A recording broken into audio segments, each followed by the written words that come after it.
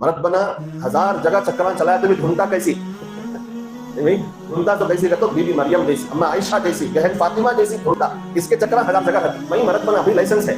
समझ में आ रही बात? इसीलिए अल्लाह ने क्लियर कर दिया, तुम्हारा कैरेक्टर जैसा तुम्हारी बीवी का कैरेक्टर भी वैसा। क्लियर है।